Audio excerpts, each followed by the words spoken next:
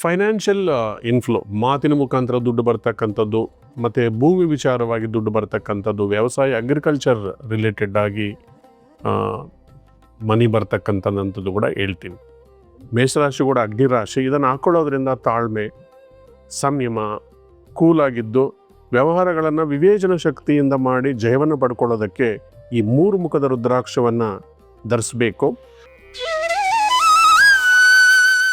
ಓಂ ಶ್ರೀ ಗಣೇಶಾಯ ನಮಃ. ಓಂ ಶ್ರೀ ಗುರುಭ್ಯೋ ನಮಃ. ಓಂ ಶ್ರೀ ಸರಸ್ವತೇ ನಮಃ. ಮಾತೃದೇವೋಭವ. ತತ್ವಮಸಿ ಚಾನಲ್ ಪ್ರೇಕ್ಷಕರಿಗೆ ನಿಮ್ಮ ವೆಂಕಟರಾಘವನ್ ಮಾಡ್ತಕ್ಕಂಥ ನಮಸ್ಕಾರಗಳು. ಇದು ಉಡುಪಿ ನ್ಯೂಮರಾಲಜಿ ಅಂಡ್ ಅಸ್ಟ್ರಾಲಜಿ ಕಾರ್ಯಕ್ರಮ. ನಿರಂತರವಾಗಿ ನಮ್ಮನ್ನು ಅಭಿಮಾನಿಸ್ತಾ ಇರೋದಕ್ಕೆ ನಿಮ್ಮೆಲ್ಲರಿಗೂ ಮನಪೂರ್ವಕವಾಗಿ ಕೃತಜ್ಞತೆಗಳನ್ನು ತಲುಪಿಸ್ತಾ ಇದ್ದೇವೆ. ಇದು ಮಾಸ ಭವಿಷ್ಯ 2026 ಮಾರ್ಚಲ್ಲಿ ಗುರಹಗಳ ಫಲಾಫಲ ಯಾವ ಥರ ಇದೆ ಒಂದ್ಸರ್ತಿ ಕ್ವಿಕ್ಕಾಗಿ ನೋಡ್ಕೊಳ್ಳೋಣ ಬನ್ನಿ. ಮೊದಲನೇದಾಗಿ ಗುರು ಭಗವಾನರು ಮಿಥುನ ರಾಶಿಯಲ್ಲಿ ಸ್ಥಿತರಾಗಿದ್ದರೆ, ಶನಿ ಭಗವಾನರು ಮೀನ ರಾಶಿಯಲ್ಲಿ ಸ್ಥಿತರಾಗಿದ್ದಾರೆ. ಜೊತೆಗೆ ಶುಕ್ರ 2ನೇ ತಾರೀಕಿಂದ ಮಾರ್ಚ್ ತನ್ನ ಉಚ್ಚ ಸ್ಥಾನವಾಗಿರ್ತಕ್ಕಂಥ ಮೀನ ರಾಶಿಯಲ್ಲಿ ಪ್ರಯಾಣ ಮಾಡ್ತಾ ಇದ್ದಾರೆ. ಪ್ಲಸ್ ಇದರ ಜೊತೆಗೆ ರಾಹು ಭಗವಾನರು ಕುಂಭರಾಶಿಯಲ್ಲಿ ಸ್ಥಿತರಾಗಿದ್ದರೆ, ಕುಜ ಕೂಡ ಕುಂಭರಾಶಿಯಲ್ಲಿದ್ದು ಬುಧನ ಒಟ್ಟಿಗೆ ಇದ್ದಾರೆ. ರವಿ ಭಗವಾನರು 14ನೇ ತಾರೀಕು ಮೀನ ರಾಶಿಗೆ ರಾಶಿ ಪರಿವರ್ತನೆಯನ್ನು ಮಾಡ್ತಾ ಇದ್ದಾರೆ. ಉಳಿದಂಗೆ ರಾಹು, ಕೇತು ಕುಂಭ ಮತ್ತು ಸಿಂಹ ರಾಶಿಯಲ್ಲಿ ಯಥಾಸ್ಥಿತಿಯಾಗಿದ್ದಾರೆ.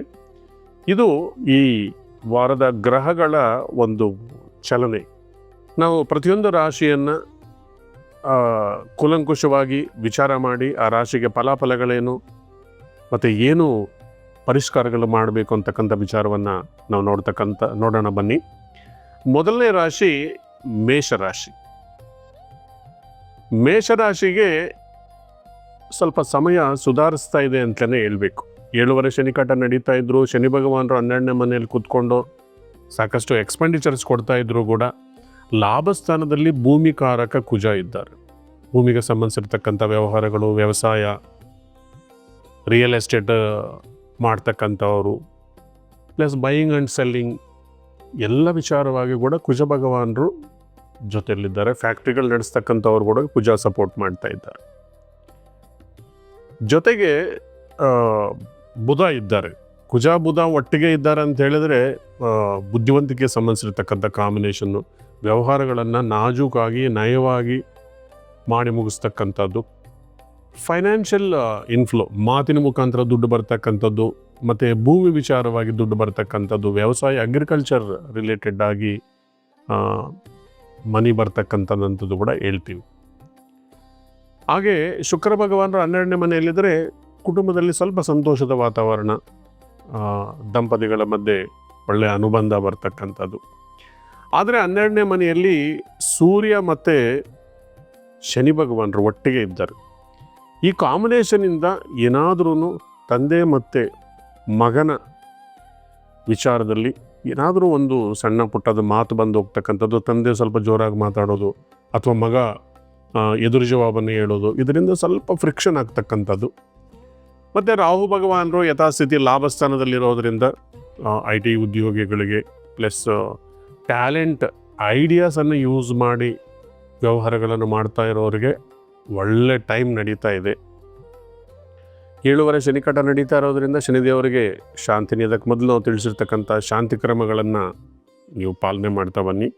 ಪೂರ್ವಜನ್ಮದ ಪುಣ್ಯಸ್ಥಾನದಲ್ಲಿರ್ತಕ್ಕಂಥ ಕೇತು ಭಗವಾನರು ಸ್ವಲ್ಪ ಮಟ್ಟಿಗೆ ಸಂತಾನ ವಿಚಾರದಲ್ಲಿ ಅಥವಾ ಮಕ್ಕಳಿಗೆ ಬೇಗ ಸ್ಕೂಲ್ ಸಿಗದೆ ಇರೋದು ಅಥವಾ ನೀವು ಎಕ್ಸ್ಪೆಕ್ಟೆಡ್ ರಿಸಲ್ಟ್ ಸಿಗದೆ ಇರೋದು, ಈ ಥರ, ಮತ್ತು ಮಕ್ಕಳಿನ ಸ್ವಲ್ಪ ಹಾರ್ಡ್ ವರ್ಕ್ ಮಾಡಬೇಕು ಅಂತಕ್ಕಂಥ ವಿಚಾರವನ್ನು ಹೇಳ್ತಾ ಇದೆ. ಲಾಭಸ್ಥಾನದಲ್ಲಿ 3 ಗ್ರಹ ಇರೋದರಿಂದ ಧೈರ್ಯವಾಗಿ ನೀವು ಯಾವುದೇ ವ್ಯವಹಾರಗಳನ್ನು ಮಾಡಿದರೂ ಕೂಡ ಜಯ ಸಿಕ್ಕತ್ತೆ. ಎಕ್ಸ್ಪೆಷಲಿ ಭೂಮಿ ವ್ಯವಹಾರಗಳು ಬುಧನ ಪ್ರಭಾವದಿಂದ ಸ್ಕೂಲು, ಕಾಲೇಜು ಅಥವಾ ಎಜುಕೇಷನಲ್ ಇನ್ಸ್ಟಿಟ್ಯೂಷನ್ಸು, ಶೇರ್ ಬಿಸ್ನೆಸ್ಸಲ್ಲಿ ಕೂಡ ತಕ್ಕ ಮಟ್ಟಿಗೆ ಲಾಭವನ್ನು ತೋರಿಸ್ತಾ ಇದೆ. ಆದರೆ ವ್ಯಯಸ್ಥಾನದಲ್ಲಿರ್ತಕ್ಕಂಥ ಶನಿ ಭಗವಾನರು ಸ್ವಲ್ಪ ಜಾಗ್ರತೆಯಿಂದ ಇನ್ವೆಸ್ಟ್ಮೆಂಟ್ಸ್ ಮಾಡಬೇಕು ಅಂತ ಹೇಳುತ್ತೆ.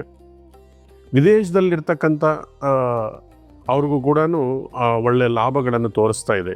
ಯಾಕಂದರೆ ಶನಿ ಭಗವಾನರ ಜೊತೆಗೆ ಶುಕ್ರ ಕೂಡ 12ನೇ ಮನೆಯಲ್ಲಿರೋದ್ರಿಂದ, ಜೊತೆಗೆ ಸೂರ್ಯ ಭಗವಾನರು ಕೂಡ ಇರೋದರಿಂದ ವಿದೇಶದಲ್ಲಿ ವ್ಯಾಸಂಗಕ್ಕಾಗಿ ಕೂಡ ಅನುಕೂಲ ಪರಿಸ್ಥಿತಿಗಳಿದ್ದಾವೆ.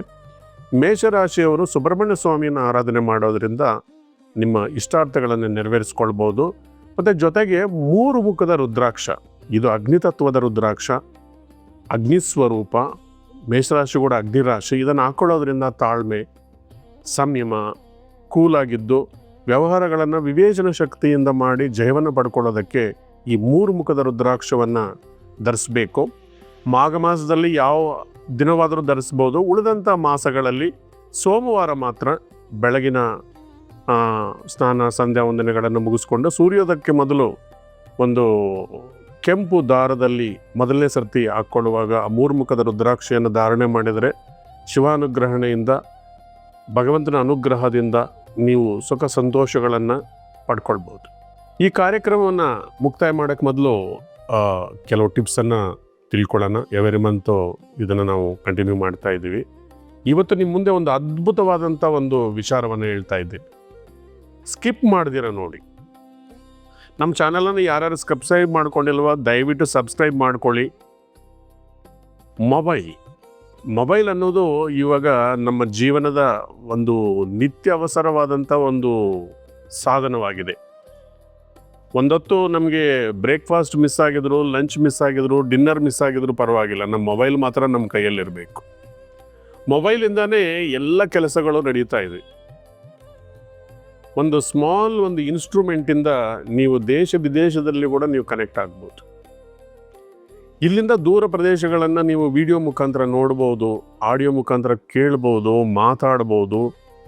ಲಕ್ಷಾಂತರ ಕೋಟ್ಯಾಂತರ ರೂಪಾಯಿ ಬಿಸ್ನೆಸ್ ಡೀಲಿಂಗ್ಸ್ ಕೂಡ ಈ ಮೊಬೈಲ್ ಸಾಧನದಿಂದ ನೀವು ಮಾಡ್ಬೋದು. ಹಾಗಾದರೆ ಇಷ್ಟೊಂದು ನಮಗೆ ಅನುಕೂಲಕರವಾಗಿರ್ತಕ್ಕಂಥ ಈ ಮೊಬೈಲು ನಮ್ಗೆ ಇನ್ಫಾರ್ಮೇಷನ್ ಕೊಡ್ತಕ್ಕಂಥದ್ದು. ಇವೇನಾದರೂ ನಿಮ್ಗೆ ಗೊತ್ತಿಲ್ಲ ವಿಚಾರಗಳಂದರೆ ಗೂಗಲ್ ಮಾಡಿದ್ರೆ ಯು ವಿಲ್ ಗೆಟ್ ಇನ್ಫಾರ್ಮೇಷನ್. ಒಂದು ಫ್ರೆಂಡ್ಗೆ ಕ್ವಿಕ್ಕಾಗಿ ಒಂದು ಮೆಸೇಜ್ ಮಾಡಬೇಕು, ಸಾವಿರಾರು ಮೈಲುಗಳ ದೂರದಲ್ಲಿರೋರ್ಗೂ ಒಂದು ಸೆಕೆಂಡಲ್ಲಿ ಒಂದು ಮೆಸೇಜ್ ಹೋಗುತ್ತೆ, ಒಂದು ಕಾಲ್ ಹೋಗುತ್ತೆ. ಇಂಥ ಈ ಆಧುನಿಕ ಯುಗದಲ್ಲಿ ಮೊಬೈಲಿನ ಪಾತ್ರ ನಮ್ಮ ಸ್ನೇಹಿತನಿಗಿಂತ, ನಮ್ಮ ಮನೆಯಲ್ಲಿರ್ತಕ್ಕಂಥ ಸದಸ್ಯರಿಗಿಂತ ಹೆಚ್ಚಾದಂಥ ಒಂದು ಮುಖ್ಯವಾದಂಥದ್ದು ಈ ಮೊಬೈಲು. ಒಂದೇ ಮನೆಯಲ್ಲಿ ಒಟ್ಟಿಗೆ ಜನ ಇದ್ದರೂ ಕೂಡ ಆದರೆ ಎಲ್ಲರೂ ಮೊಬೈಲಲ್ಲೇ ನಿಮಗ್ನವಾಗಿರ್ತಾರೆ. ಅಂದರೆ ಈ ಮೊಬೈಲ್ ಯಾವ ಥರ ಇರಬೇಕು, ಇದನ್ನು ನಾವು ಯಾವ ಥರ ಜೋಪಾನ ಮಾಡ್ಕೋಬೇಕು, ಇದಕ್ಕೆ ಏನು ಪ್ರಿಕಾಷನ್ಸನ್ನು ನಾವು ತಗೊಳ್ಳಬೇಕು ಅನ್ನೋದನ್ನು ನಾನು ವಿವರವಾಗಿ ಹೇಳ್ತಾ ಬರ್ತೀನಿ. ಮುಖ್ಯವಾಗಿ ಮೊಬೈಲು ನೀಟಾಗಿರಬೇಕು. ಮೊಬೈಲ್ ಗ್ಲಾಸ್ ಅಥವಾ ನಿಮ್ಮ ಸ್ಕ್ರೀನ್ ಯಾವುದೇ ಕಾರಣಕ್ಕೂ ಒಡಿಬಾರ್ದು. ಅನಾದಿ ಕಾಲದಿಂದನೂ ಹಿರಿಯರು ಹೇಳ್ತಾರೆ, ಒಡೆದ ಕನ್ನಡಿ ಮನೆಯಲ್ಲಿ ಇಡಬೇಡ ಅಂತ. ಅದು ಮನಸ್ಸು ಒಡೆದಂಗೆನೆ. ನೀವು ಒಡೆದ ಸ್ಕ್ರೀನ್ ಅಥವಾ ಕನ್ನಡಿ ಮನೆಯಲ್ಲಿ ಇಟ್ಕೊಂಡಿದ್ರೆ ವ್ಯವಹಾರಗಳು ಕೂಡ ಒಡಿತಾ ಇರುತ್ತೆ. ಬಾಂಧವ್ಯಗಳು, ಸ್ನೇಹ, ಪ್ರೀತಿ ಕೂಡ ದೂರಗಳಾಗ್ತಾ ಇರ್ತವೆ. ಈ ಮೊಬೈಲ್ ಯಾವಾಗ ಒಂದು ವೇಳೆ ಸ್ಕ್ರೀನ್ ಅದು ಡ್ಯಾಮೇಜ್ ಆಗಿದ್ರೆ ಇನ್ನೊಂದು ಹೊಸ ಸ್ಕ್ರೀನ್ ಹಾಕ್ಸಿ. ಮೊಬೈಲ್ ಯಾವಾಗಲೂ ನೀಟಾಗಿರಲಿ.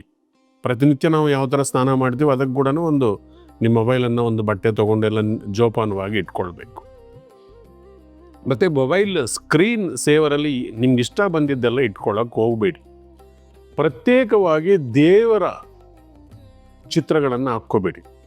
ಯಾಕಂದರೆ ನಾವು ಊಟ ಮಾಡ್ತಾ ಇರ್ತೀವಿ, ಎಡಗೈಯಲ್ಲಿ ನಾವು ಅದನ್ನು ಸ್ಕ್ರೋಲ್ ಮಾಡ್ತಾ ಇರ್ತೀವಿ, ಲೆಫ್ಟ್ ಹ್ಯಾಂಡಲ್ಲಿ ದೇವ್ರ ಫೋಟೋಗಳನ್ನು ಮುಟ್ಕೊಳ್ತಕ್ಕಂಥದ್ದು, ಮತ್ತು ಎಡಗೈಯಲ್ಲಿ ನಾವು ದೇವ್ರನ್ನ ಟಚ್ ಮಾಡ್ತಕ್ಕಂಥದ್ದು. ಮತ್ತು ನಾವು ಯಾವ ಸ್ಥಿತಿಯಲ್ಲಿ ಇರ್ತೀವೋ ಗೊತ್ತಿಲ್ಲ, ಆದರೆ ನಾವು ಆ ದೇವ್ರದ್ದು ಫೋಟೋನ ನೋಡ್ತಾ ಇರ್ತೀವಿ. ಕೆಲವರಿಗೆ ಬಾತ್ರೂಮಲ್ಲಿ ಕೂಡ ಫೋನಲ್ಲಿ ಮಾತಾಡ್ತಕ್ಕಂಥ ಅಭ್ಯಾಸ ಇರುತ್ತೆ. ಬಾತ್ರೂಮಲ್ಲಿ ಕೂಡ ಮೆಸೇಜ್ಗಳು ಕಳಿಸ್ತಾ ಇರ್ತಾರೆ. ಒಂದು ಸರ್ತಿ ನಿಮ್ಮ ಮೊಬೈಲನ್ನು ಆನ್ ಮಾಡಿದರೆ ದೇವ್ರು ಬಂದಾಗ ನೀವು ಬಾತ್ರೂಮಲ್ಲಿ ಆ ದೇವ್ರ ಫೋಟೋಗಳನ್ನು ಇಟ್ಕೊಳ್ಳೋದು ಎಷ್ಟು ಕರೆಕ್ಟ್ ಅಂತೀರಿ? ಇದರ ಬದಲಾಗಿ ನಿಮಗೆ ಲಕ್ಕಿ ನಂಬರು ಅಥವಾ ನಿಮಗೆ ಲಕ್ಕಿ ಇಷ್ಟವಾಗಿರ್ತಕ್ಕಂಥ ಒಂದು ಪ್ಲ್ಯಾಂಟ್ ಅಥವಾ ಪ್ರಕೃತಿಯ ಒಂದು ಚಿತ್ರವನ್ನು ನೀವು ಹಾಕ್ಕೊಳ್ಳೋದು ಒಳ್ಳೆಯದು. ಅಥವಾ ನಿಮಗೆ ಅದೃಷ್ಟಕ್ಕೆ ಒಲೆದು ಬರ್ತಕ್ಕಂಥ ಒಂದು ಬಣ್ಣದ ಚಿತ್ರವನ್ನು ಅದರಲ್ಲಿ ಹಾಕ್ಕೊಳ್ಳೋದು ಒಳ್ಳೆಯದು. ಅಥವಾ ನಿಮಗೆ ಇನ್ಸ್ಪಿರೇಷನ್ ಬರ್ತಕ್ಕಂಥ ಏನಾದರೂ ಒಂದು ಚಿತ್ರಗಳನ್ನು ಅದರಲ್ಲಿ ಹಾಕ್ಕೊಳ್ತಕ್ಕಂಥದ್ದು ಒಳ್ಳೆಯದು. ಒಂದು ವೇಳೆ ನಿಮ್ಮ ರಾಶಿಗಳು ಮೀನರಾಶಿ, ವೃಶ್ಚಿಕ ರಾಶಿ, ಕರ್ಕಾಟಕ ರಾಶಿ ಆಗಿದ್ದರೆ ಏನಾದರೂ ನೀರಿಗೆ ಸಂಬಂಧಿಸಿರ್ತಕ್ಕಂಥ ಪೋಸ್ಟರ್ಸ್ ಇರ್ತಕ್ಕಂಥ ಸ್ಕ್ರೀನ್ ಸೇವರ್ ಹಾಕ್ಕೊಳ್ಳಿ, ನಿಮ್ಗೆ ತುಂಬ ಸಹಾಯ ಆಗತ್ತೆ. ಅದೇ ಅಗ್ನಿತತ್ವ ರಾಶಿಗಳಾಗಿರ್ತಕ್ಕಂಥ ಮೇಷ, ಸಿಂಹ, ಧನುಸ್ಸು ರಾಶಿಯವರು ಈ ಅಗ್ನಿಗೆ ಅಂದರೆ ಬ್ರೈಟ್ ಆಗಿರ್ತಕ್ಕಂಥ ಕಲರ್ಸು, ಲೈಟು, ಸನ್ಲೈಟು, ಈ ಥರ ಬ್ರೈಟ್ ಆಗಿರ್ತಕ್ಕಂಥ ಚಿತ್ರಗಳು ನೀವು ಹಾಕ್ಕೊಳ್ಳೋದ್ರಿಂದ ನಿಮಗೆ ತುಂಬ ಅನುಕೂಲಕರವಾಗಿರುತ್ತೆ. ಹಾಗೆ ಭೂತತ್ವದ ರಾಶಿಗಳಾಗಿರ್ತಕ್ಕಂಥ ಕನ್ಯಾ, ವೃಷಭ ಮತ್ತು ಮಕರ, ಈ ರಾಶಿಯವರಿಗೆ ಭೂಮಿಗೆ ಸಂಬಂಧಿಸಿರ್ತಕ್ಕಂಥದ್ದು. ಭೂಮಿಯಲ್ಲಿ ಬ್ಯೂಟಿಫುಲ್ಲಾಗಿ ಬೆಳೆದಿರ್ತಕ್ಕಂಥ ಗಿಡ, ಬೆಳೆ, ಧಾನ್ಯ ಇಂಥದನ್ನು ಭೂಮಿಗೆ ಸಂಬಂಧಿಸಿರ್ತಕ್ಕಂಥದ್ದು, ಬೆಟ್ಟ, ಗುಡ್ಡ, ಕಾಡು, ಮೇಡ್ ಇಂಥದನ್ನೆಲ್ಲ ಕೂಡ ನೀವು ಚಿತ್ರ ಹಾಕ್ಕೊಂಡಿದ್ರೆ ನಿಮಗೆ ಬೇಗ ಕನೆಕ್ಟ್ ಆಗಿ ನಿಮ್ಮ ಮೊಬೈಲ್ ಮುಖಾಂತರ ನಿಮಗೆ ವ್ಯವಹಾರಗಳು ಬೇಗ ನಡೆಯುತ್ತೆ. ಮತ್ತು ಪ್ರೀತಿ ಬಾಂಧವ್ಯಗಳು ಕೂಡ ಉತ್ತೇಜನಗೊಳಿಸುತ್ತೆ. ಮತ್ತು ವಾಯುತತ್ವದ ರಾಶಿಗಳಾಗಿರ್ತಕ್ಕಂಥ ತುಲ, ಅಗೈನ್ ಮಿಥುನ ಮತ್ತು ಕುಂಭ ರಾಶಿಯವರು ಇದನ್ನು ಗಾಳಿಗೆ ಸಂಬಂಧಿಸಿರ್ತಕ್ಕಂಥದ್ದು, ಸ್ಪೇಸು, ಆಕಾಶದಲ್ಲಿ ಇರ್ತಕ್ಕಂಥ ಚಿತ್ರಗಳು, ಮೋಡಗಳು. ಯಾಕಂದರೆ ಮೋಡಗಳು ಕೂಡ ಗಾಳಿಯಲ್ಲಿ ಚಲಿಸ್ತಾ ಇರ್ತವೆ. ಇದು ವಾಯುತತ್ವ ಆಗಿರೋದ್ರಿಂದ ಮೋಡಗಳ ಚಿತ್ರಗಳನ್ನು ಹಾಕ್ಕೊಳ್ತಕ್ಕಂಥದ್ದು, ಆ ಮೋಡಗಳಲ್ಲಿ ಇರ್ತಕ್ಕಂಥ ಆ ಚಂದಮಾಮನನ್ನು ಇರೋ ಫೋಟೋನ ನೀವು ಮೊಬೈಲಲ್ಲಿ ಕ್ಲಿಕ್ಸ್ಕೊಳ್ಳೋದ್ರಿಂದ, ಆ ಸ್ಕ್ರೀನ್ ಸೇವರ್ ಹಾಕ್ಕೊಳ್ಳೋದ್ರಿಂದ ನೀವು ಬೇಗ ಕನೆಕ್ಟ್ ಆಗಿ ನಿಮಗೆ ಒಳ್ಳೆ ಮೂಡ್ ಕೂಡ ಬಂದು ಆವತ್ತಿನ ಕೆಲಸ ಕಾರ್ಯಗಳು ಬೇಗ ನಿಮಗೆ ಆಗೋದಕ್ಕೆ ಒಳ್ಳೆಯದಾಗತ್ತೆ. ಹೀಗೆ ಸ್ಕ್ರೀನ್ ಸೇವರನ್ನು ಬಳಸ್ತಕ್ಕಂಥದ್ದು. ಮತ್ತು ಯಾವಾಗಲೂ ಕೂಡ ಮೊಬೈಲಲ್ಲಿ ಮಾತಾಡುವಾಗಲೂ ಕೂಡ ನಿಮ್ಮ ಮುಖದಲ್ಲಿ ಸ್ಮೈಲ್ ಇರಬೇಕು. ಸಾಕಷ್ಟು ಜನ ಏನಂದರೆ ಎದುರು ಬದುರು ಬಂದಾಗಲೇ ಸ್ಮೈಲ್ ಕೊಡ್ತಾ ಇರ್ತಾರೆ. ಆದರೆ ನಿಮ್ಮ ಬಾಂಧವ್ಯಗಳನ್ನು ಕನೆಕ್ಟ್ ಮಾಡ್ತಾ ಇರೋದ್ರಿಂದ, ಹಾರ್ಟ್ ಟು ಹಾರ್ಟ್ ಕನೆಕ್ಷನ್ಸು, ಮನಸ್ಸಿನಿಂದ ಮನಸ್ಸಿಗೆ ಕನೆಕ್ಷನ್ ಕೊಡೋದಾಗಿರೋದ್ರಿಂದ, ಫೋನಲ್ಲಿ ಮಾತಾಡುವಾಗಲೂ ಕೂಡ ನೀವು ಸ್ಮೈಲ್ ಕೊಡೋದ್ರಿಂದ ಅದು ಎದುರುಗಡೆ ವ್ಯಕ್ತಿಗೆ ಆ ಭಾವನೆಗಳು ಕೂಡ ಆ ತರಂಗಗಳ ಮುಖಾಂತರ ಹೋಗುತ್ತೆ. ಯಾವಾಗಲೂ ಕೂಡ ಮೊಬೈಲನ್ನು ಉಪಯೋಗಿಸ್ಕೊಳ್ಳುವಾಗ ನಿಮಗೆ ದಿನನಿತ್ಯದ ವ್ಯವಹಾರಗಳಿಗೆ ಹೊರತಾಗಿ ಬೇರೆ ನಿಮಗೆ ಹಾನಿ ಆಗ್ತಕ್ಕಂಥ ಮೆಸೇಜ್ಗಳನ್ನು ಕಳಿಸೋದು ಅಥವಾ ಬೇಡದೇ ಇರತಕ್ಕಂಥ ನೀವು ನೋಡೋದ್ರಿಂದ ಕೂಡ ನಿಮ್ಮ ಮೇಲೆ ನೆಗೆಟಿವ್ ಇಂಪ್ಯಾಕ್ಟನ್ನು ಮಾಡುತ್ತೆ. ಯಾಕಂದರೆ ಪದೇ ಪದೇ ನಾವು ಆ ನೆಗೆಟಿವ್ ಚಿತ್ರಗಳನ್ನು ನೋಡೋದ್ರಿಂದನೋ ಅಥವಾ ನಾವು ಬೇಡದೇ ಇರೋದನ್ನು ಕಾಲಹರಣ ಮಾಡೋದರಿಂದ ನಮ್ಮ ಮೇಲೆ ಅದೇ ರೀತಿಯಾದಂಥ ಒಂದು ಪರಿಣಾಮ ಬೀರಿ ನಮಗೆ ನೆಗೆಟಿವ್ ರಿಸಲ್ಟ್ಸ್ ಕೂಡ ಬರೋದಕ್ಕೆ ಸಾಧ್ಯ ಆಗುತ್ತೆ. ಯಾವಾಗಲೂ ಕೂಡ ಮೊಬೈಲಲ್ಲಿ ಮಾತಾಡುವಾಗ ಶಿಸ್ತುಬದ್ಧವಾಗಿ ಮಾತಾಡ್ತಕ್ಕಂಥದ್ದು, ಗೌರವವಾಗಿ ಮಾತಾಡ್ತಕ್ಕಂಥದ್ದು, ಇನ್ನೊಬ್ಬರ ಮನಸ್ಸಿಗೆ ಟಚ್ ಆಗೋ ಥರ ಮಾತಾಡೋದು, ಆ ಒಂದು ಕಲೆಗಳನ್ನು ಕೂಡ ನೀವು ಪ್ರಾಕ್ಟೀಸ್ ಮಾಡ್ಕೊಳ್ಳಿ. ನಿಮ್ಮ ಮೊಬೈಲನ್ನು ಸಾಧ್ಯವಿದಷ್ಟು ಒಡೆದಿರತಕ್ಕಂಥ ಮೊಬೈಲ್ಗಳನ್ನು ಯೂಸ್ ಮಾಡಬೇಡಿ. ಬೇಡದೇ ಇರೋರು ಮೆಸೇಜ್ಗಳನ್ನು ಕಳಿಸೋದು, ಇದರಿಂದ ಕೂಡ ನಿಮಗೆ ನೆಗೆಟಿವ್ ಇಂಪ್ಯಾಕ್ಟ್ ಆಗುತ್ತೆ. ನೀವು ಯಾರಿಗೋ ಒಂದು ಪೋಸ್ಟ್ ಹಾಕ್ತೀರಿ, ನೆಗೆಟಿವ್ ಪೋಸ್ಟ್, 1000 ಜನ ಬೈಕೊಳ್ತಾರೆ, ಇವನಿಗೇನು ತಲೆ ಇದೆಯೋ, ಇವನು ಯಾಕೆ ಈ ಥರ ಮಾಡ್ತಾ ಇದ್ದಾನೆ ಅಂತ. ಅದೆಲ್ಲ ಕೂಡ ನೆಗೆಟಿವ್ ಬರುತ್ತೆ. ಒಂದು ವೇಳೆ ನೀವು ಪಾಸಿಟಿವ್ ಮೆಸೇಜ್ ಕೊಟ್ಟು ನಿಮ್ಮ ಶತ್ರುಗಳು ಆ ಥರ ಬೈಕೊಂಡಿದ್ರೆ ಅದ್ರ ಮೇಲೆ ನಿಮಗೇನೂ ಆಗೋದಿಲ್ಲ. ಆದರೆ ನಾವು ಇನ್ನೊಬ್ಬರನ್ನು ದಿಕ್ಕು ತಪ್ಪಿಸ್ತಕ್ಕಂಥ ಮೆಸೇಜಸ್ ಕೊಡ್ತಕ್ಕಂಥದ್ದು, ಅದನ್ನು ದುರ್ಬಳಕೆ ಮಾಡಿಕೊಳ್ಳೋದು ಕೂಡ ಮಾಡೋದರಿಂದ ನಾವು ರಾಹುವಿನ ಪ್ರಭಾವಕ್ಕೆ ಒಳಗಾಗ್ತೀವಿ. ನಾವು ಬಾತ್ರೂಮಲ್ಲಿ ಮೊಬೈಲ್ ಯೂಸ್ ಮಾಡೋದರಿಂದ ರಾಹುವಿನ ನೆಗೆಟಿವ್ ಅನ್ನೋದು ನಮ್ಮ ಮೇಲೆ ಪರಿಣಾಮ ಬೀರುತ್ತೆ. ಸೊ ಅದರಿಂದ ಮತ್ತು ಆ ತರಂಗಗಳು ಕೂಡ ಪದೇ ಪದೇ ನಾವು ಹತ್ರದಲ್ಲಿ ಇಟ್ಕೊಳ್ಳೋದು ಮತ್ತು ಪಾಕೆಟಲ್ಲಿ ಇಟ್ಕೊಳ್ಳೋದ್ರಿಂದ ಕೂಡ ಆ ತರಂಗಗಳಿಂದ ನಮ್ಮ ಬಾಡಿಯಲ್ಲಿ ಬ್ಲಡ್ ವೇರಿಯೇಷನ್ಸ್ ನಡೀತಾ ಇರುತ್ತೆ. ಸಾಧ್ಯವಿದ್ದಷ್ಟು ಕೂಡ ಮೊಬೈಲನ್ನು ಮಲ್ಕೊಳ್ಳುವಾಗ ದೂರದಲ್ಲಿಟ್ಟು ಮಲ್ಕೊಳ್ಳೋದು, ಈ ಥರ ಕೆಲವು ಶಿಸ್ತುಗಳನ್ನು ನೀವು ಕಲ್ತ್ಕೊಂಡಿದ್ರೆ ಒಳ್ಳೆಯದು. ಇನ್ನೂ ಸಾಕಷ್ಟು ಇನ್ಫಾರ್ಮೇಷನ್ಸ್ಗೆ ನೀವು ಗೂಗಲ್ ಮಾಡಿದರೆ ಸಾಕಷ್ಟು ಇನ್ಫಾರ್ಮೇಷನ್ಸ್ ಸಿಗತ್ತೆ ನಿಮಗೆ. ನಿರಂತರವಾಗಿ ನಮ್ಮ ಚಾನಲನ್ನು ವೀಕ್ಷಣೆ ಮಾಡ್ತಾ ಇರಿ. ಯಾರ್ಯಾರು ಸಬ್ಸ್ಕ್ರೈಬ್ ಮಾಡ್ಕೊಂಡಿಲ್ವೋ ದಯವಿಟ್ಟು ಸಬ್ಸ್ಕ್ರೈಬ್ ಮಾಡಿಕೊಳ್ಳಿ. ನಮ್ಮ ಕಾರ್ಯಕ್ರಮವನ್ನು ಯಶಸ್ವಿಯಾಗಿ ನೀವು ಸಪೋರ್ಟ್ ಮಾಡ್ತಾ ಇರೋದಕ್ಕೆ ಮತ್ತು ನಡೀತಾ ಇರೋದಕ್ಕೆ ನಮ್ಮ ಚಾನಲ್ಗೆ ನಿಮ್ಮೆಲ್ಲರಿಗೂ ಹೃದಯಪೂರ್ವಕ ಧನ್ಯವಾದಗಳು.